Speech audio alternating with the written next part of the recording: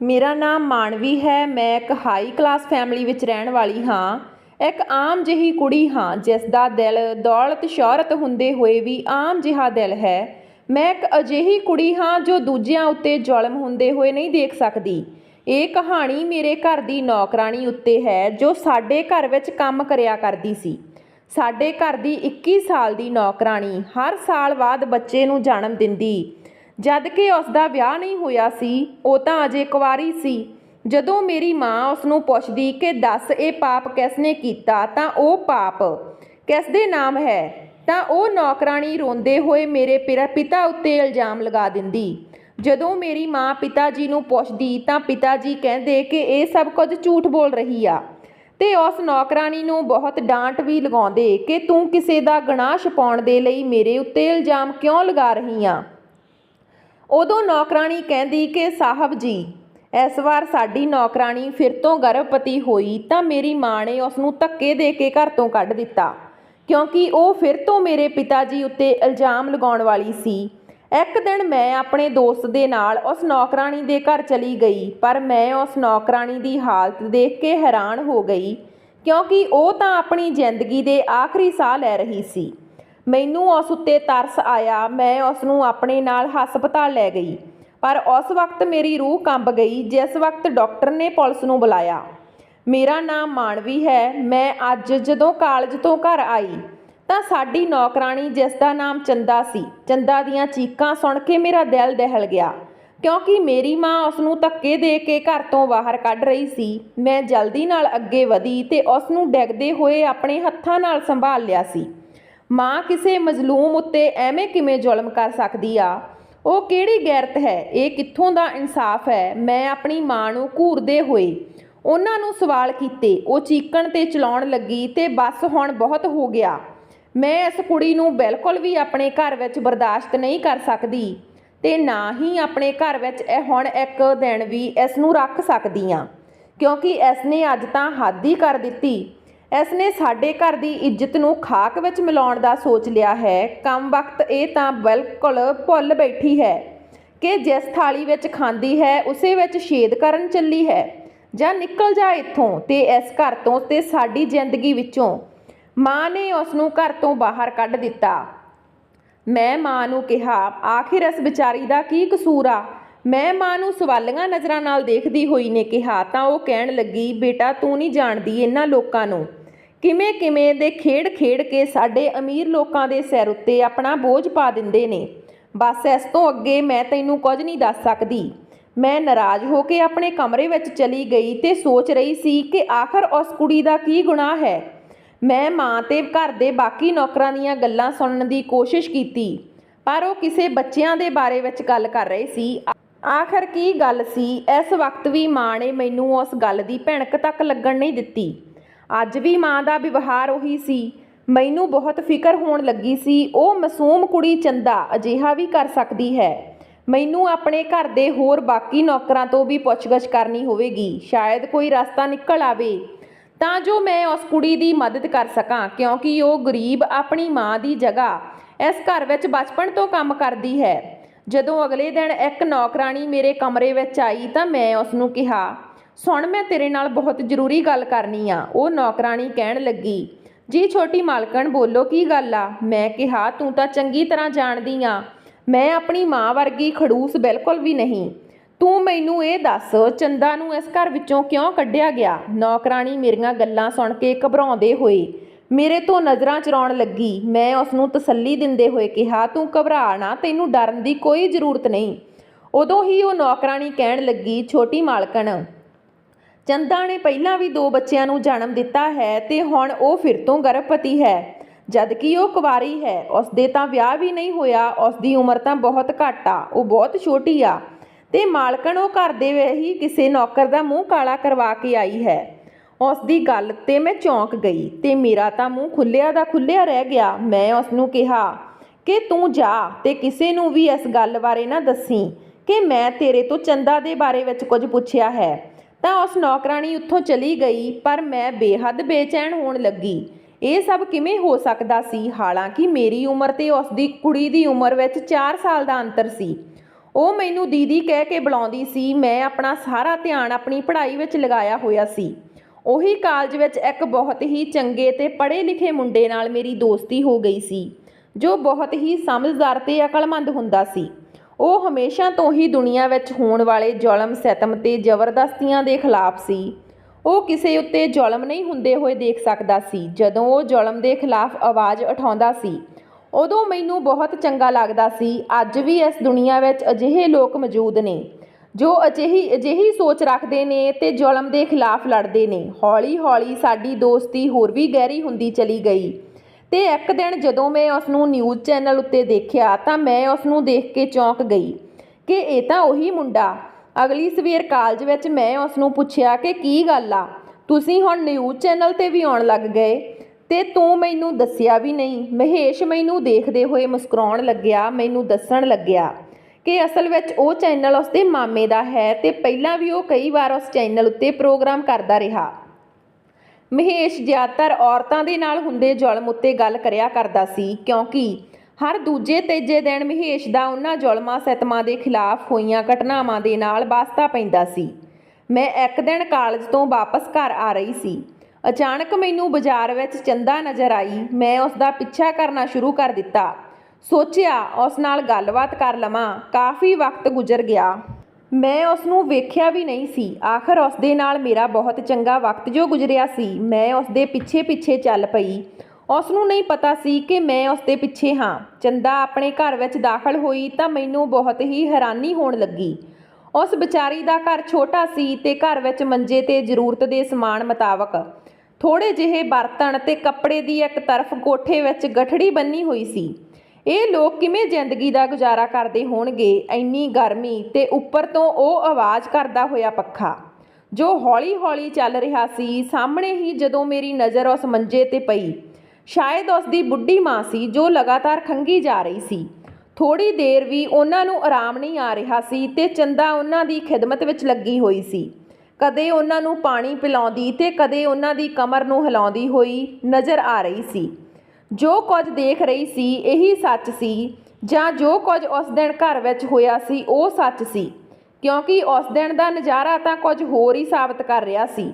ਪਰ ਇੱਥੇ ਤਾਂ ਉਸ ਵਿਚਾਰੀ ਦੀ ਹਾਲਤ ਦੇਖ ਕੇ ਕੁਝ ਹੋਰ ਹੀ ਸਾਹਮਣੇ ਆ ਰਿਹਾ ਸੀ। ਜਿਵੇਂ ਹੀ ਮੇਰੀ ਨਜ਼ਰ ਚੰਦਾ ਦੇ ਪੇਟ ਤੇ ਪਈ ਤਾਂ ਮੈਂ ਦੰਗ ਰਹਿ ਗਈ ਸੀ। ਮੇਰੀਆਂ ਤਾਂ ਅੱਖਾਂ ਨਮ ਹੋਣ ਲੱਗੀਆਂ। ਉਹ ਤਾਂ ਸੱਚਮੁੱਚ ਹੀ ਪ੍ਰੈਗਨੈਂਟ ਸੀ। ਜਦੋਂ ਮੈਂ ਆਵਾਜ਼ ਦਿੱਤੀ ਤਾਂ ਉਸਨੇ ਘਬਰਾ ਕੇ ਪਿੱਛੇ ਦੇਖਿਆ ਤੇ ਬੋਲੀ, ਦੀਦੀ ਤੁਸੀਂ ਇੱਥੇ ਮੇਰੇ ਘਰ ਵਿੱਚ? ਮੈਂ ਕਿਹਾ ਹਾਂ, ਤਾਂ ਕੀ ਹੋਇਆ, ਮੈਂ ਇੱਥੇ ਨਹੀਂ ਆ ਸਕਦੀ? ਜਦੋਂ ਉਹ ਬੋਲੀ, ਨਹੀਂ ਨਹੀਂ ਆ ਸਕਦੇ ਹੋ। ਕਿਉਂ ਨਹੀਂ ਆ ਸਕਦੇ? ਫਿਰ ਚੰਦਾ ਮੇਰਾ ਹੱਥ ਫੜ ਕੇ ਮੈਨੂੰ ਅੰਦਰ ਲੈ ਗਈ ਤੇ ਹੱਥਾਂ ਨਾਲ ਮੈਨੂੰ ਪੱਖੀ ਝੱਲਣ ਲੱਗੀ। ਕਹਿਣ ਲੱਗੀ, ਦੀਦੀ ਇੰਨੀ ਗਰਮੀ ਵਿੱਚ ਤੁਸੀਂ ਇੱਥੇ ਕਿਉਂ ਚਲੇ ਆਏ? ਮੈਨੂੰ ਤਾਂ ਲੱਗਿਆ ਤੁਸੀਂ ਵੀ ਮਾਲਕਨ ਦੀ ਤਰ੍ਹਾਂ ਮੈਨੂੰ ਹੀ ਕਸੂਰਵਾਰ ਸਮਝਦੇ ਹੋਵੋਗੇ। ਕੀ ਤੁਹਾਨੂੰ ਲੱਗਦਾ ਹੈ ਕਿ ਮੈਂ ਉਸ ਘਰ ਵਿੱਚ ਨੌਕਰ ਦੇ ਨਾਲ? ਮੈਂ ਹੈਰਾਨੀ ਨਾਲ ਉਸ ਦੇ ਪੇਟ ਦੇ ਵੱਲ ਇਸ਼ਾਰਾ ਕਰਦੇ ਕਿਹਾ ਕਿ ਇਹ ਕੀ ਆ? ਉਹ ਹੱਸ ਪਈ ਤੇ ਬੋਲੀ, ਹਾਂ ਇਹ ਸੱਚ ਹੈ। ਮੈਂ ਇਸ ਤੋਂ ਪਹਿਲਾਂ ਵੀ 2 ਬੱਚਿਆਂ ਨੂੰ ਜਨਮ ਦਿੱਤਾ ਹੈ। ਮੈਂ ਤਾਂ ਚੌਂਕ ਗਈ ਸੀ ਕਿ 21 ਸਾਲ ਦੀ ਕੁਆਰੀ ਕੁੜੀ ਕਿਹੜੇ ਚੱਕਰਾਂ 'ਚ ਪੈ ਗਈ। ਚੰਦਾ ਕਹਿਣ ਲੱਗੀ ਕਿ ਤੁਸੀਂ ਇੱਕ ਵਾਰ ਮੇਰੀ ਮਾਂ ਦੀ ਹਾਲਤ ਉੱਤੇ ਨਜ਼ਰ ਮਾਰੋ। ਕਿ ਤੁਹਾਨੂੰ ਲੱਗਦਾ ਹੈ ਮੈਂ ਮਜਬੂਰ ਵੀ ਹੋ ਸਕਦੀ ਹਾਂ? ਮੈਂ ਫਿਰ ਤੋਂ ਹੈਰਾਨ ਸੀ। ਉਸ ਦੀਆਂ ਅੱਧੀਆਂ ਅਧੂਰੀਆਂ ਜਿਹੀਆਂ ਗੱਲਾਂ, ਨਾ ਜਾਣੇ ਉਹ ਮੈਨੂੰ ਕਿਸ ਗੱਲ ਦਾ ਇਸ਼ਾਰਾ ਦੇਣਾ ਚਾਹ ਰਹੀ ਸੀ। ਮੈਂ ਕਿਹਾ, ਮੈਂ ਸੁਣਿਆ ਹੈ ਕਿ ਤੂੰ ਘਰ ਦੇ ਕਿਸੇ ਨੌਕਰ ਨਾਲ ਹੀ ਇਹ ਗੁਨਾਹ ਕੀਤਾ। ਮੇਰੀਆਂ ਅੱਖਾਂ ਵਿੱਚ ਹਜ਼ਾਰ ਸਵਾਲ ਆਉਂਦੇ ਸੀ। ਉਹ ਮੇਰੀ ਗੱਲ ਸੁਣ ਕੇ ਬੋਲੀ, ਹਾਂ ਗਰੀਬ ਹੋਰ ਕਰ ਵੀ ਕੀ ਸਕਦੇ ਹਾਂ। ਸਾਨੂੰ ਤਾਂ ਆਦਤ ਹੈ ਜ਼ੁਲਮ ਸਹਿਣ ਦੀ, ਪਰ ਸੱਚਾਈ ਤੁਹਾਡੇ ਵਰਗੇ ਲੋਕ ਸਹਿ ਨਹੀਂ ਸਕਦੇ। ਮੈਨੂੰ ਤਾਂ ਲੱਗਿਆ ਸੀ ਕਿ ਤੁਸੀਂ ਮੇਰੇ ਦੁੱਖ ਵਿੱਚ ਸ਼ਾਮਲ ਹੋਣ ਆਏ ਹੋ, ਪਰ ਤੁਹਾਡੇ ਦਿਲ ਵਿੱਚ ਵੀ ਉਹੀ ਸਭ ਕੁਝ ਆ। ਆਖਰ ਤੁਸੀਂ ਵੀ ਤਾਂ ਉਹਨਾਂ ਅਮੀਰਾਂ ਦਾ ਹੀ ਖੂਨ ਹੋ। ਮੈਂ ਉਸ ਨੂੰ ਰੋਂਦੇ ਹੋਏ ਦੇਖਿਆ ਤਾਂ ਕਿਹਾ, ਚੰਦਾ ਗੱਲ ਇਹ ਨਹੀਂ ਆ। ਮੈਂ ਇੱਥੇ ਇਸ ਇਰਾਦੇ ਨਾਲ ਬਿਲਕੁਲ ਵੀ ਨਹੀਂ ਆਈ ਕਿ ਤੇਰੇ ਉੱਤੇ ਇਲਜ਼ਾਮ ਲਗਾਵਾਂ। ਮੈਂ ਤੇਰਾ ਦਿਲ ਨਹੀਂ ਦਿਖਾਉਣਾ ਚਾਹੁੰਦੀ ਤੇ ਨਾ ਹੀ ਤੈਨੂੰ ਕੋਈ ਦੁੱਖ ਪਹੁੰਚਾਉਣ ਇੱਥੇ ਆਈ ਹਾਂ। ਇਸ ਦੀ ਹਕੀਕਤ ਮੈਂ ਤੇਰੇ ਤੋਂ ਜਾਣਨਾ ਚਾਹੁੰਦੀ ਹਾਂ। ਚੰਦਾ ਨੇ ਕਿਹਾ ਕਿ ਤੁਸੀਂ ਜਾਣਨਾ ਚਾਹੁੰਦੇ ਹੋ ਨਾ, ਤਾਂ ਤੁਸੀਂ ਸਬਰ ਕਰੋ। ਵਕਤ ਤੇ ਹਾਲਾਤ ਤੁਹਾਨੂੰ ਸਾਰੇ ਬਾਰੇ ਸੱਚਾਈ ਦੱਸ ਦੇਣਗੇ। ਅਜੇ ਇਹ ਸਹੀ ਵਕਤ ਨਹੀਂ ਹੈ, ਕਿਉਂਕਿ ਹਕੀਕਤ ਜਾਣਨ ਦੇ ਲਈ ਬਹੁਤ ਵੱਡਾ ਦਿਲ ਚਾਹੀਦਾ ਹੈ। ਤੁਹਾਨੂੰ ਮੇਰੀ ਵਜ੍ਹਾ ਨਾਲ ਕੋਈ ਤਕਲੀਫ ਪਹੁੰਚੇ ਮੈਂ ਬਿਲਕੁਲ ਬਰਦਾਸ਼ਤ ਨਹੀਂ ਕਰ ਸਕਾਂਗੀ। ਤੁਸੀਂ ਤਾਂ ਜਾਣਦੇ ਹੋ ਸਾਡੀ ਦੋਸਤੀ ਮਾਲਕ ਤੇ ਮਾਲਕਣ ਨੂੰ ਬਿਲਕੁਲ ਪਸੰਦ ਨਹੀਂ। ਉਹ ਸ਼ੁਰੂ ਤੋਂ ਹੀ ਤੁਹਾਨੂੰ ਤੇ ਮੈਨੂੰ ਦੂਰ ਕਰਨਾ ਚਾਹੁੰਦੇ ਸੀ, ਪਰ ਕੁਦਰਤ ਨੇ ਸਾਡਾ ਸਾਥ, ਸਾਡੀ ਦੋਸਤੀ ਇਹੀ ਵਜ੍ਹਾ ਨਾਲ ਰੱਖੀ ਹੋਵੇਗੀ। ਮੈਂ ਇਹ ਸੋਚ ਵੀ ਨਹੀਂ ਸਕਦੀ ਸੀ ਕਿ ਉਸ ਦੀਆਂ ਅੱਧੀਆਂ ਅਧੂਰੀਆਂ ਗੱਲਾਂ ਮੈਨੂੰ ਬਹੁਤ ਪਰੇਸ਼ਾਨੀ ਵਿੱਚ ਪਾ ਰਹੀਆਂ ਸੀ। ਮੈਂ ਜਦੋਂ ਚੁੱਪਚਾਪ ਖਾਮੋਸ਼ੀ ਨਾਲ ਜਾਣ ਲੱਗੀ ਕਿ ਅਚਾਨਕ ਉਸ ਪਿੱਛੇ ਤੋਂ ਇੱਕ ਜ਼ੋਰਦਾਰ ਆਵਾਜ਼ ਆਈ। ਮੈਂ ਪਲਟ ਕੇ ਦੇਖਿਆ ਤਾਂ ਮੈਂ ਚੀਕ ਪਈ। ਚੰਦਾ ਇੱਕਦਮ ਚੱਕਰ ਖਾ ਕੇ ਜ਼ਮੀਨ 'ਤੇ ਡਿੱਗ ਪਈ। ਉਹ ਦਰਦ ਨਾਲ ਚਲਾ ਰਹੀ ਸੀ। ਫਿਰ ਉਹ ਬੇਹੋਸ਼ ਹੋ ਗਈ। ਮੈਂ ਭੱਜ ਕੇ ਉਸ ਦੇ ਕੋਲ ਗਈ। ਚੰਦਾ ਆਪਣੀਆਂ ਅੱਖਾਂ ਖੋਲ੍ਹ ਕੇ ਮੈਨੂੰ ਪੁਕਾਰ ਰਹੀ ਸੀ, ਪਰ ਉਸ ਨੂੰ ਤਾਂ ਬਿਲਕੁਲ ਵੀ ਹੋਸ਼ ਨਹੀਂ ਸੀ। ਉਹ ਬਿਲਕੁਲ ਠੰਡੀ ਹੋ ਚੁੱਕੀ ਸੀ। ਮੇਰਾ ਦਿਲ ਬਹੁਤ ਘਬਰਾਉਣ ਲੱਗਾ। ਉਸ ਦੀ ਬੁੱਢੀ ਤੇ ਬਿਮਾਰ ਮਾਂ ਸੁੱਤੀ ਹੋਈ ਸੀ। ਮੈਂ ਚੰਦਾ ਨੂੰ ਹਸਪਤਾਲ ਲੈ ਕੇ ਜਾਣ ਲੱਗੀ। ਮੈਨੂੰ ਬਹੁਤ ਹੀ ਡਰ ਲੱਗ ਰਿਹਾ ਸੀ। ਜੇ ਇਹ ਗੱਲ ਮੇਰੀ ਮਾਂ ਤੱਕ ਪਹੁੰਚ ਗਈ ਕਿ ਮੈਂ ਇੱਥੇ ਆਈ ਹਾਂ ਤਾਂ ਉਹ ਮੈਨੂੰ ਜਾਨ ਤੋਂ ਮਾਰ ਦੇਵੇਗੀ। ਉਦੋਂ ਹੀ ਅਚਾਨਕ ਮੈਨੂੰ ਮਹੇਸ਼ ਦਾ ਖਿਆਲ ਆਇਆ। ਉਹ ਮੇਰਾ ਦੋਸਤ ਸੀ ਜੋ ਇਸ ਵਕਤ ਮੇਰੀ ਮਦਦ ਦੇ ਲਈ ਆ ਸਕਦਾ ਸੀ। ਮੈਂ ਉਸ ਨੂੰ ਫੋਨ ਕੀਤਾ ਤੇ ਉਸ ਨੂੰ ਹਸਪਤਾਲ ਦਾ ਪਤਾ ਦੱਸਿਆ ਜਿੱਥੇ ਮੈਂ ਚੰਦਾ ਨੂੰ ਲੈ ਕੇ ਜਾ ਰਹੀ ਸੀ। ਜਿਵੇਂ ਹੀ ਮੈਂ ਹਸਪਤਾਲ ਪਹੁੰਚੀ, ਉੱਧਰ ਤੋਂ ਮਹੇਸ਼ ਵੀ ਆ ਗਿਆ ਤਾਂ ਕਿਤੇ ਜਾ ਕੇ ਮੈਨੂੰ ਥੋੜ੍ਹਾ ਸਕੂਨ ਆਇਆ। ਹੁਣ ਮੈਂ ਇਕੱਲੀ ਨਹੀਂ। ਮਹੇਸ਼ ਘਬਰਾਉਂਦੇ ਹੋਏ ਪੁੱਛਣ ਲੱਗਿਆ, ਕੀ ਗੱਲ ਆ? ਇਹ ਅਚਾਨਕ ਉਹ ਵੀ ਇੱਥੇ ਇਸ ਹਸਪਤਾਲ ਵਿੱਚ? ਸਭ ਕੁਝ ਠੀਕ ਤਾਂ ਹੈ ਨਾ? ਮੈਂ ਉਸ ਨੂੰ ਅੱਧੀ ਗੱਲ ਦੱਸ ਦਿੱਤੀ ਕਿ ਮੇਰੀ ਇੱਕ ਦੋਸਤ ਹੈ, ਉਸ ਦੀ ਹਾਲਤ ਬਹੁਤ ਖਰਾਬ ਆ, ਇਸ ਲਈ ਉਸ ਨੂੰ ਮੈਨੂੰ ਇੱਥੇ ਲਿਆਉਣਾ ਪੈ ਗਿਆ। ਤੂੰ ਇਸ ਵਕਤ ਸਭ ਕੁਝ ਸੰਭਾਲ, ਬਾਕੀ ਮੈਂ ਤੈਨੂੰ ਬਾਅਦ ਵਿੱਚ ਸ਼ੁਰੂ ਤੋਂ ਆਖਿਰ ਤੱਕ ਪੂਰੀ ਕਹਾਣੀ ਦੱਸ ਦੇਵਾਂਗੀ। ਅਸੀਂ ਦੋਨਾਂ ਨੇ ਇੱਕ ਡਾਕਟਰ ਦੇ ਅੱਗੇ ਹੱਥ ਜੋੜੇ, ਪਰ ਸਾਰਿਆਂ ਨੇ ਇਨਕਾਰ ਕਰ ਦਿੱਤਾ ਕਿਉਂਕਿ ਚੰਦਾ ਦੀ ਹਾਲਤ ਬਹੁਤ ਨਾਜ਼ੁਕ ਸੀ ਤੇ ਕੋਈ ਵੀ ਡਾਕਟਰ ਉਸ ਦਾ ਕੇਸ ਲੈਣ ਨੂੰ ਤਿਆਰ ਨਹੀਂ ਸੀ। ਮਹੇਸ਼ ਨੇ ਫੌਰਨ ਉੱਥੇ ਮੌਜੂਦ ਆਪਣੇ ਜਾਣ ਪਹਿਚਾਣ ਦੇ ਡਾਕਟਰ ਨੂੰ ਦੇਖਿਆ ਤਾਂ ਸਾਨੂੰ ਕੁਝ ਤਸੱਲੀ ਹੋਈ ਤੇ ਉਸਨੇ ਫੌਰਨ ਉਸ ਡਾਕਟਰ ਨਾਲ ਗੱਲ ਕੀਤੀ। ਉਹ ਡਾਕਟਰ ਨੇ ਬਹੁਤ ਹੀ ਮੁਸ਼ਕਲ ਨਾਲ ਕੇਸ ਲਿਆ ਸੀ। ਸਾਨੂੰ ਡਾਕਟਰ ਨੇ ਇਹ ਦੱਸਿਆ ਸੀ ਕਿ ਇਸ ਦੀ ਹਾਲਤ ਬਹੁਤ ਹੀ ਨਾਜ਼ੁਕ ਹੈ। ਸਾਨੂੰ ਫੌਰਨ ਹੀ ਇਸ ਦਾ ਆਪਰੇਸ਼ਨ ਕਰਨਾ ਪਵੇਗਾ। ਉਸ ਦੀ ਜ਼ਿੰਮੇਵਾਰੀ ਕੌਣ ਲਵੇਗਾ? ਮੈਂ ਤੇ ਮਹੇਸ਼ ਤਾਂ ਡਰਨ ਲੱਗੇ ਸੀ। ਮੈਂ ਡਰਦੇ ਹੋਏ ਕਿਹਾ, ਤੁਸੀਂ ਕਿਵੇਂ ਵੀ ਕਰਕੇ ਇਸ ਵਕਤ ਇਸ ਦਾ ਆਪਰੇਸ਼ਨ ਕਰ ਦਿਓ। ਇਸ ਕੁੜੀ ਦਾ ਪਤੀ ਕਿੱਥੇ ਹੈ ਜੋ ਇਹਨਾਂ ਪੇਪਰ ਸਾਈਨ ਕਰੇਗਾ? ਮੈਂ ਤਾਂ ਸਿਰਫ ਇਹ ਫਿਰ ਚੌਂਕ ਗਈ ਸੀ। ਹੁਣ ਇਸ ਬੱਚੇ ਦਾ ਬਾਪ ਮੈਂ ਕਿੱਥੋਂ ਲੈ ਕੇ ਆਵਾਂ? ਪਰ ਉਸ ਵਕਤ ਮਹੇਸ਼ ਨੇ ਬਿਨਾਂ ਸੋਚੇ ਸਮਝੇ ਹੀ ਉਹਨਾਂ ਪੇਪਰਾਂ 'ਤੇ ਸਾਈਨ ਕਰ ਦਿੱਤੇ ਸੀ। ਸਾਡੇ ਦੋਨਾਂ ਦੇ ਕੋਲ ਉਸ ਵਕਤ ਕੋਈ ਰਾਸਤਾ ਵੀ ਨਹੀਂ ਸੀ। ਸਾਨੂੰ ਉਸ ਵਕਤ ਸਿਰਫ ਚੰਦਾ ਦੀ ਜਾਨ ਬਚਾਉਣੀ ਸੀ। ਚੰਦਾ ਨੇ ਪਹਿਲਾਂ ਵੀ ਆਪਰੇਸ਼ਨ ਦੇ ਨਾਲ 2 ਬੱਚਿਆਂ ਨੂੰ ਜਨਮ ਦਿੱਤਾ ਹੋਇਆ ਸੀ ਤੇ ਇਸ ਵਾਰ ਵੀ ਚੰਦਾ ਨੇ ਆਪਣੀ ਜਾਨ 'ਤੇ ਖੇਡ ਕੇ 2 ਜੁੜਵੇਂ ਬੱਚਿਆਂ ਨੂੰ ਜਨਮ ਦਿੱਤਾ ਸੀ। ਪਰ ਚੰਦਾ ਦੀ ਹਾਲਤ ਬਹੁਤ ਹੀ ਨਾਜ਼ੁਕ ਸੀ। ਉਹ ਵਿਚਾਰੀ ਜ਼ਿੰਦਗੀ ਤੇ ਮੌਤ ਦੇ ਵਿਚਕਾਰ ਲੜ ਰਹੀ ਸੀ। ਇਸ ਦੌਰਾਨ ਮੈਂ ਮਹੇਸ਼ ਨੂੰ ਸਾਰੀ ਗੱਲ ਦੱਸ ਦਿੱਤੀ। ਸਾਲਾਂ ਪਹਿਲਾਂ ਇਸ ਕੁੜੀ ਦੀ ਮਾਂ ਸਾਡੇ ਘਰ ਵਿੱਚ ਨੌਕਰੀ ਕਰਦੀ ਸੀ ਤੇ ਫਿਰ ਉਹ ਬਿਮਾਰ ਰਹਿਣ ਲੱਗੀ। ਉਦੋਂ ਹੀ ਉਹ ਆਪਣੀ ਬੇਟੀ ਚੰਦਾ ਨੂੰ ਕੰਮ 'ਤੇ ਲੈ ਆਈ ਸਾਡੇ ਘਰ ਤੇ ਮਾਂ ਤੇ ਪਿਤਾ ਜੀ ਨੇ ਉਸ ਉੱਤੇ ਤਰਸ ਖਾ ਕੇ ਉਸ ਨੂੰ ਪੈਸੇ ਦੇ ਦਿਆ ਕਰਦੇ ਸੀ। ਫਿਰ ਐਵੇਂ ਹੀ ਦਿਨ ਗੁਜ਼ਰਦੇ ਚਲੇ ਗਏ। ਮੇਰੀ ਤੇ ਚੰਦਾ ਦੀ ਚੰਗੀ ਦੋਸਤੀ ਹੋ ਗਈ। ਅਸੀਂ ਦੋਨੋਂ ਸਾਥ ਮਿਲ ਕੇ ਖੁਸ਼ੀ ਰਹਿੰਦੀਆਂ ਸੀ। ਮੈਂ ਕਦੇ ਰਾਤ ਨੂੰ ਉਸ ਨੂੰ ਆਪਣੇ ਕਮਰੇ ਵਿੱਚ ਹੀ ਰੋਕ ਲਿਆ ਕਰਦੀ ਸੀ। ਮੈਨੂੰ ਉਹ ਬੇਹੱਦ ਚੰਗੀ ਲੱਗਦੀ ਸੀ ਤੇ ਫਿਰ ਉਹ 21 ਸਾਲ ਦੀ ਹੋਈ ਤੇ ਮੈਂ 24 ਸਾਲ ਦੀ। ਹੁਣ ਮੈਂ ਆਪਣੀ ਪੜ੍ਹਾਈ ਉੱਤੇ ਜ਼ਿਆਦਾ ਧਿਆਨ ਦੇ ਰਹੀ ਸੀ। ਚੰਦਾ ਨਾਲ ਮੇਰੀ ਮੁਲਾਕਾਤ ਬਹੁਤ ਘੱਟ ਹੁੰਦੀ ਸੀ। ਅਚਾਨਕ ਉਨੀ ਦਿਨੀ ਮੇਰੀ ਮਾਂ ਦਾ ਰਵੱਈਆ ਚੰਦਾ ਦੇ ਨਾਲ ਬਦਲ ਗਿਆ ਸੀ। ਹੁਣ ਉਹ ਉਸ ਨੂੰ ਬਿਲਕੁਲ ਵੀ ਪਸੰਦ ਨਹੀਂ ਕਰਦੀ ਸੀ ਤੇ ਨਾ ਹੀ ਉਸ ਦੀ ਮੌਜੂਦਗੀ ਘਰ ਵਿੱਚ ਬਰਦਾਸ਼ਤ ਕਰਦੀ ਸੀ। ਪਰ ਆਪਣੀ ਮਾਂ ਦੀ ਬਿਮਾਰੀ ਤੋਂ ਬਾਅਦ ਚੰਦਾ ਉਸ ਦੀ ਜਗ੍ਹਾ ਸਾਡੇ ਘਰ ਵਿੱਚ ਕੰਮ ਹੀ ਕਰਦੀ ਸੀ ਕਿਉਂਕਿ ਪਿਤਾ ਜੀ ਨੇ ਉਸ ਨੂੰ ਮਨਜ਼ੂਰੀ ਦੇ ਦਿੱਤੀ ਸੀ। ਮਾਂ ਖਾਮੋਸ਼ ਸੀ ਪਰ ਉਹ ਮੈਨੂੰ ਵੀ ਵਾਰ-ਵਾਰ ਚੰਦਾ ਤੋਂ ਦੂਰੀ ਬਣਾ ਕੇ ਰੱਖਣ ਨੂੰ ਕਹਿੰਦੀ ਤੇ ਫਿਰ ਚੰਦਾ ਨੇ ਕੁਝ ਅਜਿਹਾ ਕੀਤਾ। ਇਹ ਸਭ ਕੁਝ ਬਦਲ ਗਿਆ ਕਿ ਬਿਨਾਂ ਪਤੀ ਦੇ ਹੀ ਗਰਭਵਤੀ ਹੋ ਗਈ। ਮਾਂ ਨੇ ਉਸ ਨੂੰ ਚਰਿੱਤਰਹੀਣ ਕਿਹਾ ਤੇ ਉਸ ਨੂੰ ਘਰ ਤੋਂ ਕੱਢਣ ਲੱਗੀ। ਪਰ ਫਿਰ ਚੰਦਾ ਤੇ ਮਾफ़ੀ ਮੰਗਣ ਤੇ ਮਾਂ ਨੇ ਉਸ ਨੂੰ ਦੁਬਾਰਾ ਕੰਮ 'ਤੇ ਰੱਖ ਲਿਆ। ਮਾਂ ਨੂੰ ਇਸ ਗੱਲ ਉੱਤੇ ਬਹੁਤ ਗੁੱਸਾ ਆਇਆ ਸੀ। ਮਾਂ ਦਾ ਰਵੱਈਆ ਹੁਣ ਚੰਦਾ ਦੇ ਨਾਲ ਬਹੁਤ ਬੁਰਾ ਹੋ ਗਿਆ ਸੀ। ਪਰ ਫਿਰ ਤੋਂ 1 ਸਾਲ ਬਾਅਦ ਜਦੋਂ ਚੰਦਾ ਨੂੰ ਧੱਕੇ ਦੇ ਕੇ ਮਾਂ ਨੇ ਘਰ ਤੋਂ ਕੱਢ ਦਿੱਤਾ ਤਾਂ ਮੈਂ ਉਸ ਨੂੰ ਰੋਕਣ ਦੀ ਬਹੁਤ ਕੋਸ਼ਿਸ਼ ਕੀਤੀ। ਪਰ ਹੈਰਾਨੀ ਦੀ ਗੱਲ ਸੀ ਕਿ ਮਾਂ ਨੇ ਪਹਿਲਾਂ ਦੀ ਤਰ੍ਹਾਂ ਇਸ ਵਾਰ ਵੀ ਮੈਨੂੰ ਇਸ ਮਾਮਲੇ ਤੋਂ ਬਿਲਕੁਲ ਅਣਜਾਣ ਰੱਖਿਆ। ਪਿਤਾ ਜੀ ਸ਼ਹਿਰ ਤੋਂ ਬਾਹਰ ਗਏ ਹੋਏ ਸੀ, ਨਹੀਂ ਤਾਂ ਉਹ ਹੁੰਦੇ ਤਾਂ ਕਦੇ ਵੀ ਚੰਦਾ ਉੱਤੇ ਇਹ ਜ਼ੁਲਮ ਨਹੀਂ ਹੋਣ ਦਿੰਦੇ।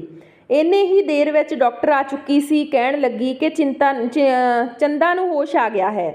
ਉਹ ਸਭ ਤੋਂ ਪਹਿਲਾਂ ਕਿਸੇ ਮਾਨਵੀ ਨੂੰ ਮਿਲਣਾ ਚਾਹੁੰਦੀ ਹੈ। ਮੈਂ ਚੰਦਾ ਨੂੰ ਮਿਲਣ ਅੰਦਰ ਚਲੀ ਗਈ। ਮੇਰੀਆਂ ਅੱਖਾਂ ਫਟੀਆਂ ਦੀਆਂ ਫਟੀਆਂ ਰਹਿ ਗਈਆਂ। ਉਹ ਕੁੜੀ ਚੰਦਾ, ਜਿਸ ਨੇ ਸਾਹ ਬੁਰੀ ਤਰ੍ਹਾਂ ਫੁੱਲ ਰਹੇ ਸੀ, ਉਸ ਦੀ ਹਾਲਤ ਵਿਗੜਦੀ ਹੀ ਜਾ ਰਹੀ ਸੀ। ਉਸ ਨੂੰ ਦੇਖ ਕੇ ਮੇਰਾ ਤਾਂ ਦਿਲ ਜ਼ੋਰ ਨਾਲ ਧੜਕਣ ਲੱਗਾ। ਉਹ ਸ਼ਾਇਦ ਆਪਣੀ ਆਖਰੀ ਸਾਹ ਲੈ ਰਹੀ ਸੀ। ਉਸ ਦੇ ਕੋਲ ਜ਼ਿਆਦਾ ਵਕਤ ਨਹੀਂ ਸੀ। ਉਹ ਬਸ ਕੁਝ ਹੀ ਦੇਰ ਦੀ ਮਹਿਮਾਨ ਸੀ। ਮੈਨੂੰ ਤਾਂ ਡਰ ਲੱਗਣ ਲੱਗਾ ਸੀ ਕਿ ਨਾ ਜਾਣੇ ਕੀ ਹੋਣ ਵਾਲਾ। ਉਹ ਮੈਨੂੰ ਬਸ ਇੰਨਾ ਹੀ ਕਹਿ ਪਈ ਕਿ ਮੇਰੇ ਬੱਚਿਆਂ ਦਾ ਖਿਆਲ ਰੱਖਣਾ। ਉਹ ਇਨਸਾਨ ਕੌਣ ਸੀ ਜਿਸ ਨੇ ਚੰਦਾ ਨਾਲ ਜ਼ਬਰਦਸਤੀ ਕੀਤੀ ਸੀ ਤੇ ਇੰਨੀ ਘੱਟ ਉਮਰ ਵਿੱਚ ਉਸ ਨੂੰ ਇਸ ਹਾਲਤ ਤੱਕ ਪਹੁੰਚਾਇਆ ਸੀ? ਇਸ ਸਭ ਦਾ ਜ਼ਿੰਮੇਵਾਰ ਕੌਣ ਸੀ? ਤੇ ਆਖਰੀ ਵਕਤ ਵਿੱਚ ਮੇਰੇ ਤੇ ਚੰਦਾ ਵਿਚਕਾਰ ਜੋ ਗੱਲਬਾਤ ਹੋਈ, ਉਹ ਸੁਣ ਕੇ ਮੇਰੇ ਹੋਸ਼ ਉੱਡ ਗਏ। ਮੈਨੂੰ ਸਭ ਸਮਝ ਆ ਰਿਹਾ ਸੀ। ਬਚਪਨ ਤੋਂ ਹੀ ਚੰਦਾ ਦੇ ਨਾਲ ਮੇਰੇ ਘਰ ਵਿੱਚ ਜੋ ਕੁਝ ਹੁੰਦਾ ਆਇਆ, ਉਸ ਦੇ ਪਿੱਛੇ ਕੀ ਵਜ੍ਹਾ ਸੀ? ਮੈਂ ਚੰਦਾ ਨੂੰ ਤਸੱਲੀ ਦੇਣ ਲੱਗੀ। ਮੇਰੀਆਂ ਅੱਖਾਂ ਵਿੱਚ ਹੰਝੂ ਸੀ। ਮੈਂ ਕਿਹਾ, ਤੂੰ ਠੀਕ ਹੋ ਜਾਵੇਂਗੀ ਤੇ ਇਹ ਦੱਸ, ਉਹ ਤੇਰੇ ਪਹਿਲਾਂ ਵਾਲੇ 2 ਜੁੜਵਾ ਬੱਚੇ ਕਿੱਥੇ ਨੇ? ਜਲਦੀ ਦੱਸ। ਚੰਦਾ ਨੇ ਮੈਨੂੰ ਉਸ ਵਕਤ ਜੋ ਕੁਝ ਵੀ ਦੱਸਿਆ। ਮੈਂ ਤਾਂ ਇਹ ਸਭ ਕੁਝ ਸੁਣ ਕੇ ਸਦਮੇ ਵਿੱਚ ਆ ਗਈ। ਮੇਰੀਆਂ ਅੱਖਾਂ ਵਿੱਚੋਂ ਹੰਝੂ ਵਹਿ ਰਹੇ ਸੀ।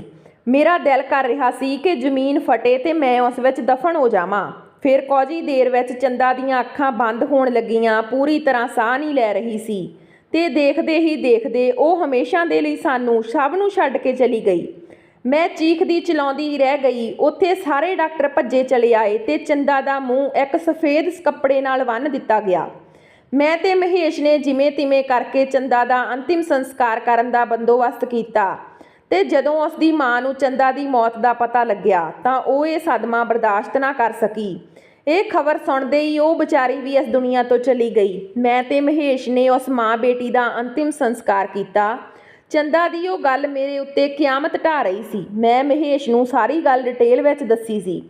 ਹੁਣ ਉਹੀ ਇੱਕ ਅਜਿਹਾ ਇਨਸਾਨ ਸੀ ਜੋ ਮੇਰੀ ਮਦਦ ਕਰ ਸਕਦਾ ਸੀ ਤੇ ਮੈਂ ਤੇ ਮਹੇਸ਼ ਨੇ ਮਿਲ ਕੇ ਬਹੁਤ ਵੱਡਾ ਪਲਾਨ ਬਣਾਇਆ ਤੇ ਮੀਡੀਆ ਵਿੱਚ ਇਹ ਖਬਰ ਫੈਲਾ ਦਿੱਤੀ ਕਿ ਸਾਡੇ ਸ਼ਹਿਰ ਵਿੱਚ 21 ਸਾਲ ਦੀ ਨੌਕਰਾਣੀ ਦੇ ਨਾਲ ਹੋਣ ਵਾਲੇ ਜ਼ੁਲਮ ਖਿਲਾਫ ਆਵਾਜ਼ ਸਾਨੂੰ ਸਭ ਨੂੰ ਉਠਾਉਣੀ ਪਵੇਗੀ ਤਾਂ ਕਿ ਕਦੇ ਵੀ ਕਿਸੇ ਘੱਟ ਉਮਰ ਗਰੀਬ ਔਰਤ ਦੇ ਨਾਲ ਇਹ ਜ਼ੁਲਮ ਨਾ ਹੋ ਸਕੇ ਜੋ ਸਾਲਾਂ ਤੋਂ ਹੁੰਦਾ ਆ ਰਿਹਾ।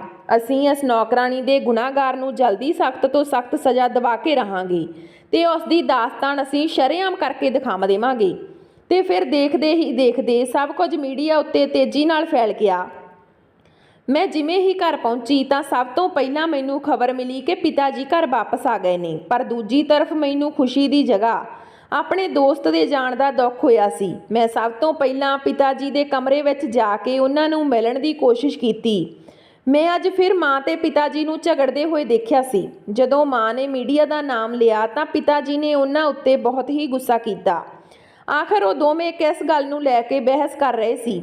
ਮੈਨੂੰ ਦੇਖਦੇ ਹੀ ਮਾਂ ਤੇ ਪਿਤਾ ਜੀ ਦੋਨੋਂ ਖਾਮੋਸ਼ ਹੋ ਗਏ ਤੇ ਮੈਨੂੰ ਪਿਤਾ ਜੀ ਨੇ ਆਪਣੇ ਗਲੇ ਨਾਲ ਲਾਇਆ ਤੇ ਖੂਬ ਪਿਆਰ ਕੀਤਾ। ਮੈਂ ਦੂਜੇ ਹੀ ਦਿਨ ਮਹੇਸ਼ ਨੂੰ ਫੋਨ ਕੀਤਾ ਤੇ ਮੈਂ ਸਭ ਤੋਂ ਪਹਿਲਾਂ ਆਪਣੀ ਭੂਆ ਦੇ ਘਰ ਚਲੀ ਗਈ। ਉੱਥੇ ਜਾਂਦੇ ਹੀ ਮੈਂ ਆਪਣੀ ਭੂਆ ਦੀ ਬਹੂ ਨੂੰ ਮਿਲਣ ਦੀ ਕੋਸ਼ਿਸ਼ ਕੀਤੀ।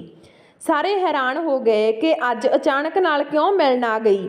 ਜਦੋਂ ਮੈਂ ਕਿਹਾ ਕਿ ਮੈਨੂੰ ਉਸ ਨਾਲ ਬਹੁਤ ਜ਼ਰੂਰੀ ਕੰਮ ਆ, ਉਦੋਂ ਭੂਆ ਨੇ ਮੈਨੂੰ ਉਸ ਨਾਲ ਮਿਲਣ ਦੀ ਇਜਾਜ਼ਤ ਦਿੱਤੀ ਤੇ ਮੈਂ ਮਹੇਸ਼ ਦੇ ਨਾਲ ਜਿਵੇਂ ਹੀ ਉਸ ਨਾਲ ਮੁਲਾਕਾਤ ਕੀਤੀ, ਚੰਦਾ ਦੇ ਦੋਵੇਂ ਜੁੜਵੇ ਬੱਚਿਆਂ ਦੇ ਬਾਰੇ ਵਿੱਚ ਸਾਰੀ ਅਸਲੀਅਤ ਦਾ ਪਤਾ ਕੀਤਾ, ਜੋ ਕਿ ਹੁਣ ਉਸ ਦੇ ਕੋਲ ਰਹਿ ਰਹੇ ਸੀ ਕਿਉਂਕਿ ਉਹ ਬਾਂਝ ਸੀ ਤੇ ਉਸ ਦੇ ਦੋਵੇਂ ਬੱਚਿਆਂ ਦੀ ਜ਼ਿੰਮੇਵਾਰੀ ਲੈ ਲਈ ਸੀ। ਮਹੇਸ਼ ਨੇ ਉਸ ਦੀ ਸਾਰੀ ਰਿਕਾਰਡਿੰਗ ਆਪਣੇ ਫੋਨ ਵਿੱਚ ਸੇਵ ਕਰ ਲਈ ਤੇ ਅਸੀਂ ਦੋਨੋਂ ਉਸ ਦੀ ਇਜਾਜ਼ਤ ਲੈ ਕੇ ਦੋਵੇਂ ਬੱਚਿਆਂ ਦੇ ਖੂਨ ਦੇ ਸੈਂਪਲ ਲੈ ਕੇ ਉੱਥੋਂ ਚੱਲ ਪਏ। ਉਸ ਤੋਂ ਬਾਅਦ ਅਸੀਂ ਜਿਵੇਂ ਹੀ ਹਸਪਤਾਲ ਪਹੁੰਚੇ ਤੇ ਉੱਥੇ ਅਸੀਂ ਪਹਿਲਾਂ ਹੀ ਚੰਦਾ ਦੇ ਪੈਦਾ ਹੋਣ ਵਾਲੇ ਬੱਚਿਆਂ ਦੇ ਖੂਨ ਦੇ ਸੈਂਪਲ ਹਸਪਤਾਲ ਵਾਲਿਆਂ ਦੀ ਇਜਾਜ਼ਤ ਦੇ ਨਾਲ ਲੈ ਲਏ ਸੀ ਤੇ ਹੁਣ ਸਭ ਦੇ ਟੈਸਟ ਕਰਵਾਏ। ਹੁਣ ਇੰਤਜ਼ਾਰ ਸੀ ਤਾਂ ਸਿਰਫ ਉਹਨਾਂ ਦੀ ਰਿਪੋਰਟ ਮਿਲਣ ਦਾ ਤੇ ਦੂਜੇ ਵੱਲ ਮੀਡੀਆ ਨੇ ਸਾਰੇ ਚੈਨਲਾਂ ਉੱਤੇ ਚੰਦਾ ਤੇ ਉਸ ਦੀ ਮਾਂ ਦੇ ਹੋਏ ਜ਼ੁਲਮ ਦੀ ਧੂਮ ਮਚਾ ਰੱਖੀ ਸੀ। ਮਾਂ ਤੇ ਪਿਤਾ ਜੀ ਨੇ ਗੁੱਸੇ ਵਿੱਚ ਆ ਕੇ ਘਰ ਦੇ ਸਾਰੇ ਨੌਕਰਾਂ ਨੂੰ ਨੌਕਰੀ ਤੋਂ ਕੱਢ ਦਿੱਤਾ ਤੇ ਫਿਰ ਇੱਕ ਦਿਨ ਸਾਡੀ ਮੁਲਾਕਾਤ ਸਾਡੇ ਇਲਾਕੇ ਦੇ ਪੰਡਤ ਨਾਲ ਹੋਈ। ਉਹਨਾਂ ਤੋਂ ਪੁੱਛਗਿੱਛ ਕਰਨ ਤੋਂ ਬਾਅਦ ਜੋ ਹਕੀਕਤ ਸਾਡੇ ਸਾਹਮਣੇ ਆਈ, ਹੁਣ ਸਾਰਾ ਸੱਚ ਖੁੱਲ੍ਹ ਕੇ ਸਾਡੇ ਸਾਹਮਣੇ ਆ ਗਿਆ ਸੀ। ਦੂਜੀ ਤਰਫ ਰਿਪੋਰਟ ਵੀ ਆਉਣ ਵਾਲੀ ਸੀ ਜਿਸ ਤੋਂ ਸਾਬਿਤ ਹੋਣ ਜਾਣਾ ਸੀ ਕਿ ਉਹ ਚਾਰੇ ਬੱਚੇ ਆਪਸ ਵਿੱਚ ਭੈਣ ਭਰਾ ਨੇ। ਪਹਿਲਾਂ ਵੀ ਚੰਦਾ ਨੇ 2 ਜੁੜਵਿਆਂ ਬੱਚਿਆਂ ਨੂੰ ਜਨਮ ਦਿੱਤਾ ਸੀ ਤੇ ਹੁਣ ਵੀ ਉਸਨੇ 2 ਜੁੜਵੇ ਬੱਚਿਆਂ ਨੂੰ ਜਨਮ ਦਿੱਤਾ। ਪਰ ਜਦੋਂ ਹਕੀਕਤ ਮੀਡੀਆ ਦੇ ਸਾਹਮਣੇ ਲਿਆਂਦੇ ਹੋਏ ਮੈਂ ਖੁਦ ਆਪਣਾ ਬਿਆਨ ਦਿੱਤਾ ਤੇ ਸੱਚਾਈ ਖੁਦ ਰੋਂਦੇ ਹੋਏ ਦੱਸੀ ਕਿ ਮੈਂ ਇਸ ਨੌਕਰਾਣੀ ਚੰਦਾ ਦੀ ਬਹੁਤ ਚੰਗੀ ਦੋਸਤ ਸੀ। ਉਹ ਮੇਰੇ ਨਾਲ ਬਚਪਨ ਤੋਂ ਰਹਿ ਰਹੀ ਸੀ, ਪਰ ਉਸ ਦੀ ਮਾਂ ਦੀ ਬਿਮਾਰੀ ਦੀ ਵਜ੍ਹਾ ਨਾਲ ਉਹ ਬਹੁਤ ਹੀ ਪਰੇਸ਼ਾਨ ਰਹਿੰਦੀ ਸੀ ਤੇ ਉਸ ਨੂੰ ਪੈਸੇ ਦੀ ਸਖਤ ਜ਼ਰੂਰਤ ਰਹਿੰਦੀ ਸੀ। ਜਦੋਂ ਇਸ ਗੱਲ ਦਾ ਫਾਇਦਾ ਉਠਾ ਕੇ ਸਭ ਤੋਂ ਪਹਿਲਾਂ ਚੰਦਾ ਦੀ ਖੂਬਸੂਰਤੀ ਦੇ ਪਿੱਛੇ ਪਾਗਲ ਹੋਇਆ ਉਹ ਆਦਮੀ ਚੰਦਾ ਨਾਲ ਜ਼ਬਰਦਸਤੀ ਕੀਤੀ ਤੇ ਫਿਰ ਆਪਣਾ ਗੁਨਾਹ ਛੁਪਾਉਣ ਦੇ ਲਈ ਜ਼ਬਰਦਸਤੀ ਦੇ ਨਾਲ ਚੰਦਾ ਨਾਲ ਵਿਆਹ ਕਰਵਾ ਲਿਆ। ਤੇ ਜਦੋਂ ਉਸਨੇ ਜੁੜਵਾ ਬੱਚਿਆਂ ਨੂੰ ਜਨਮ ਦਿੱਤਾ ਤਾਂ ਬਦਨਾਮੀ ਦੇ ਡਰ ਤੋਂ ਉਸਨੇ ਸਾਰਾ ਇਲਜ਼ਾਮ ਉਸ ਕੁੜੀ ਤੇ ਆਪਣੇ ਹੀ ਘਰ ਦੇ ਕਿਸੇ ਨੌਕਰ ਦੇ ਸਿਰ ਤੇ ਲਾ ਦਿੱਤਾ ਤਾਂ ਜੋ ਮਾਮਲਾ ਰਫਾ ਦਫਾ ਹੋ ਜਾਵੇ ਤੇ ਉਹਨਾਂ ਬੱਚਿਆਂ ਨੂੰ ਹਸਪਤਾਲ ਤੋਂ ਗਾਇਬ ਕਰਵਾ ਕੇ ਆਪਣੇ ਹੀ ਕਿਸੇ ਰਿਸ਼ਤੇਦਾਰ ਨੂੰ ਦੇ ਦਿੱਤੇ ਸੀ। ਜਦੋਂ ਫਿਰ ਉਹ ਕੁੜੀ ਗਰਭਵਤੀ ਹੋਈ, ਉਸ ਦੌਰਾਨ ਉਹ ਆਦਮੀ ਸ਼ਹਿਰ ਤੋਂ ਬਾਹਰ ਗਿਆ ਹੋਇਆ ਸੀ ਤੇ ਇਹਨਾਂ ਸਭ ਤੋਂ ਬਿਲਕੁਲ ਅਣਜਾਣ ਸੀ ਤੇ ਜਦੋਂ ਉਹ ਵਾਪਸ ਆਇਆ ਤਾਂ ਸਾਰਾ ਮਾਮਲਾ ਉਸ ਦੀ ਸਮਝ ਤੋਂ ਬਾਹਰ ਆ ਚੁੱਕਿਆ ਸੀ, ਕਿਉਂਕਿ ਮੀਡੀਆ ਉੱਤੇ ਖਬਰ ਪੈ ਚੁੱਕੀ ਸੀ ਤੇ ਉਹ ਆਦਮੀ ਕੋਈ ਹੋਰ ਨਹੀਂ ਬਲਕਿ ਮੇਰਾ ਹੀ ਆਪਣਾ ਸਕਾ ਬਾਪ ਸੀ, ਜੋ ਪਹਿਲਾਂ ਇਸ ਬੱਚੀ ਦੇ ਨਾਲ ਗੁਨਾਹ ਕਰਦਾ ਰਿਹਾ ਤੇ ਫਿਰ ਉਸ ਨੂੰ ਛੁਪਾਉਣ ਦੇ ਲਈ ਉਸ ਨਾਲ ਵਿਆਹ ਕੀਤਾ। ਤੇ ਜਦੋਂ ਲੜਕੀ ਨੇ ਹਿੰਮਤ ਕਰਕੇ ਉਸ ਅਮੀਰਜ਼ਾਦੇ ਦੇ ਖਿਲਾਫ ਆਵਾਜ਼ ਉਠਾਈ ਤਾਂ ਉਸਨੇ ਆਪਣੇ ਹੀ ਘਰ ਦੀ ਇੱਕ ਨੌਕਰ ਦੇ ਨਾਲ ਉਸ ਕੁੜੀ ਨੂੰ ਬਦਨਾਮ ਕਰ ਦਿੱਤਾ ਤੇ ਪਤਨੀ ਦੇ ਹੱਥੋਂ ਧੱਕੇ ਮਾਰ ਕੇ ਉਸ ਕੁੜੀ ਨੂੰ ਘਰੋਂ ਕਢਵਾ ਦਿੱਤਾ। ਮੇਰੇ ਪਿਤਾ ਜੀ ਤਾਂ ਗੁਨਾਹਗਾਰ ਸੀ, ਪਰ ਉਹਨਾਂ ਦੇ ਨਾਲ ਮੇਰੀ ਮਾਂ ਵੀ ਬਰਾਬਰ ਦੀ ਇਹਨਾਂ ਗੁਨਾਹਾਂ ਵਿੱਚ ਸ਼ਾਮਲ ਸੀ। ਉਹ ਇਹ ਹਕੀਕਤ ਬਹੁਤ ਪਹਿਲਾਂ ਤੋਂ ਜਾਣ ਗਈ ਸੀ, ਪਰ ਉਸਨੇ ਆਪਣੀ ਪਤੀ ਦੇ ਗੁਨਾਹਾਂ ਉੱਤੇ ਪਰਦਾ ਪਾਉਣ ਦੇ ਲਈ ਉਸ ਵਿਚਾਰੀ ਉੱਤੇ ਜ਼ੁਲਮਾਂ ਦੇ ਪਹਾੜ ਤੋੜ ਦਿੱਤੇ। ਮੇਰੇ ਬਿਆਨ ਨੇ ਮੀਡੀਆ ਨੂੰ ਹਿਲਾ ਕੇ ਰੱਖ ਦਿੱਤਾ ਸੀ ਕਿ ਸਕੀ ਬੇਟੀ ਨੇ ਖੁਦ ਆਪਣੇ ਬਾਪ ਦੇ ਖਿਲਾਫ ਬਿਆਨ ਦੇ ਕੇ ਸੱਚਾਈ ਤੋਂ ਪਰਦਾ ਹਟਾ ਦਿੱਤਾ ਤੇ ਉਸ ਨੌਕਰਾਣੀ ਚੰਦਾ ਦੇ ਨਾਲ ਹੋਏ ਜ਼ੁਲਮਾਂ ਦੇ ਖਿਲਾਫ ਗਵਾਹੀ ਦਿੱਤੀ, ਜੋ ਆਪਣੀ ਜਾਨ ਗਵਾ ਬੈਠੀ ਸੀ। ਉਸ ਤੋਂ ਬਾਅਦ ਪੁਲਿਸ ਨੇ ਫੌਰਨ ਹੀ ਮੇਰੇ ਪਿਤਾ ਨੂੰ ਗ੍ਰਿਫਤਾਰ ਕਰ ਲਿਆ। ਮੇਰੀ ਮਾਂ ਮੇਰੇ ਸਾਹਮਣੇ ਸ਼ਰਮਿੰਦਗੀ ਦੀ ਵਜ੍ਹਾ ਨਾਲ ਮੇਰੇ ਨਾਲ ਅੱਖਾਂ ਨਹੀਂ ਮਿਲਾ ਸਕੀ ਤੇ ਅੱਜ ਮੈਨੂੰ ਉਸ ਇਨਸਾਨ ਨੂੰ ਬਾਪ ਕਹਿੰਦੇ ਹੋਏ ਸ਼ਰਮ ਆਉਂਦੀ ਹੈ, ਜੋ ਘਰ ਦੇ ਵਿੱਚ ਸਭ ਤੋਂ ਸਾਹਮਣੇ ਤਾਂ ਚੰਦਾ ਨੂੰ ਬੇਟੀਆਂ ਦੀ ਤਰ੍ਹਾਂ ਬੁਲਾਉਂਦਾ ਸੀ ਤੇ ਪਿਆਰ ਕਰਦਾ ਸੀ ਤੇ ਰਾਤ ਦੇ ਹਨੇਰੇ ਵਿੱਚ ਭੇੜੀਏ ਦੇ ਰੂਪ ਵਿੱਚ ਆ ਜਾਂਦਾ ਸੀ। ਮੈਂ ਹੁਣ ਉਸ ਘਰ ਵਿੱਚ ਨਹੀਂ ਰਹਿਣਾ ਚਾਹੁੰਦੀ, ਇਸ ਲਈ ਮੈਂ ਮਹੇਸ਼ ਦੇ ਨਾਲ ਵਿਆਹ ਕਰਕੇ ਹਮੇਸ਼ਾ ਦੇ ਲਈ ਉਸ ਦੇ ਘਰ ਚਲੀ ਗਈ।